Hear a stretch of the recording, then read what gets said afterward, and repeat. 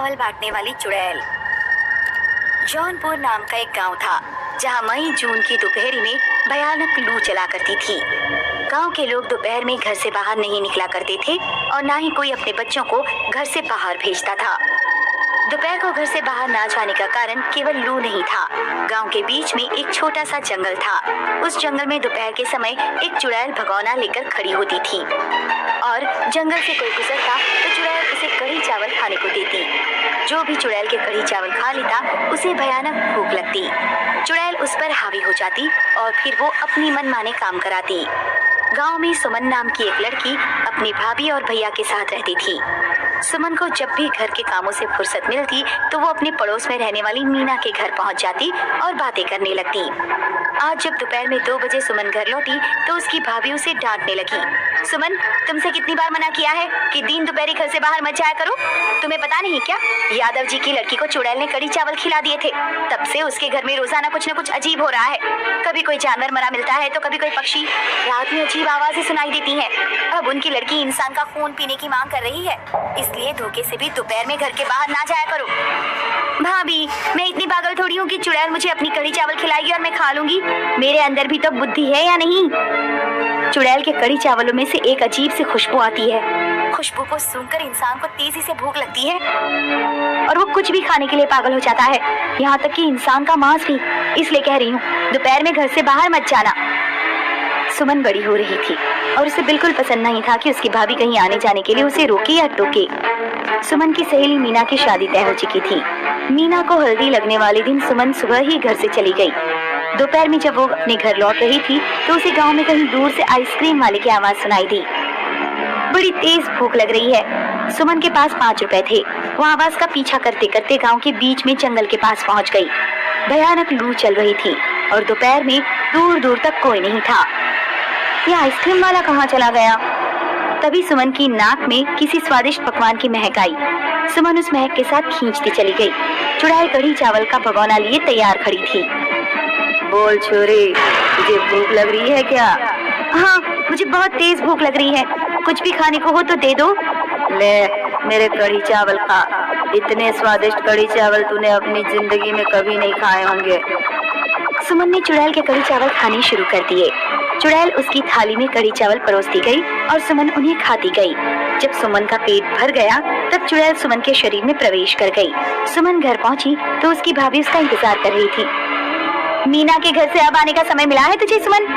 तुम अपना मुंह बंद रखो। इतनी कड़क आवाज सुनकर सुमन की भाभी को बहुत अजीब लगा। शाम को जब सुमन के भैया घर वापस लौटे तो भाभी ने उन्हें सारी बात नहीं बताई। अब वो बड़ी हो गई है तो उसे घर के बाहर जाने पर हमेशा टोका मत करो। बड़ी हो गई है तो क्या हुआ? माँ की तरह पाला है मैंने उसे। मैं उसके भले के लिए ही तो कहती हूँ। मैं समझता हूँ तुम उसके भले के लिए कहती हो, लेकिन बड़े बच्चों को आजादी चाहिए होती है। रात में भाभी और भैया की अचानक नींद खुल गई। उनकी छत से अजीब आवाजें आ रही थी, जैसे उनकी छत पर कोई कुछ ठोक रहा हो। भैया और भाभी ने सुमन की चारपाई की तरफ देखा। सुमन अपनी चारपाई पर नहीं थी। निर्मला, जरा छत पर तो जाना।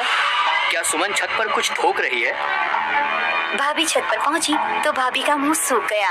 पूरी छत पर मरे हुए चमगादड़ और उनका खून फैला हुआ था। सुमन चमगादड़ खाने में लगी हुई थी। छी छी सुमन, ये क्या कर रही हो? इतने चमगादड़ तुम कहाँ से ले आई सुमन? बहुत भूख लग रही है, तुझे भी खाऊंगी। सुमन ने भाभी का गला पकड़ लिया। भाभी ने तेजी से सुमन का हाथ छटका और सीधे नीचे भागी। छत पर चलकर जरा देखना तो सुमन को क्या हो गया है। सुमन के भाई ऊपर पहुंचे और जबरदस्ती सुमन को खींचकर नीचे लेकर आए। मुझे छोड़ दो, मुझे बहुत भूख लग रही है। लगता है इसने चुड़ैल की कढ़ी चावल खा लिए हैं, तभी इसे इतनी ज्यादा भूख लग रही है। हमें इसको बांधना होगा वरना इसके हाथ पैर नहीं रुकेंगे। इससे पहले कि सुमन के भाई उसे बांध पाते, सुमन ने अपने भाई को जोर से धक्का दे दिया। भाई का सिर नल से जा लगा और वे बेहोश हो गए। सुमन ने घर में दौड़ रहे एक चूहे को पकड़ लिया और उसे खाने लगी। भाभी बहुत घबरा गई और घर से बाहर मदद के लिए भागी। गांव में कैलाश नाम का एक भगत रहता था जो भूत प्रेत और टोना टोटका में विशेषज्ञ था। निर्मला भागकर सीधे कैलाश के घर पहुंची। भगत जी, दरवाजा खोलिए। क्या हुआ निर्मला? इतनी रात को मेरे पास क्यों आई हो? भगत जी, मेरी ननद पर चुड़ैल चढ़ गई है। उसने मेरे पति को घायल कर दिया है। जल्दी चलिए, कहीं कुछ अनहोनी न हो जाए। भगत ने उस तरह उठाया और निर्मला के साथ चल दिया। भगत जी, आप अपने साथ उस तरह लेकर क्यों आए हैं? क्योंकि चुड़ैल की शक्ति उसके बालों में होती है। निर्मला और भगत जब घर पहुंचे तो उन्होंने देखा कि घर के अंदर चूहों का ढेर लगा हुआ है। सुमन बेहोश पड़े अपने भाई की तरफ हंसिया लेकर बढ़ रही थी। तभी भगत ने पीछे से सुमन के बाल पकड़ लिए। बाल पकड़ते ही चुड़ैल भगत के कब्जे में आ गई। भगत ने उस तरह से सुमन के सारे बाल उतार दिए और उसे गंजा कर दिया। जब सुमन सामान्य हो गई, निर्मला पानी के छींटे मारकर अपने पति को होश में ले आई। क्या हुआ भाभी भैया, मेरे बाल क्यों काट दिए और ये भगत जी घर पर क्यों आए हैं? तुमने चुड़ैल के कड़ी चावल खा लिए थे इसलिए ये सब हुआ है। मैं ऐसे बिना बालों के नहीं रह सकती। अब बाल जब तक बड़े ना हो तब तक इंतजार करना पड़ेगा और वहाँ जाकर कड़ी चावल खाओ। मैं तो मना कर करके थक गई। दोपहर में घर से बाहर कभी न जाना, अब भुगतो। उस दिन के बाद सुमन ने कान पकड़ लिए कि वो दोपहर में किसी भी कारण घर से बाहर नहीं जाएगी।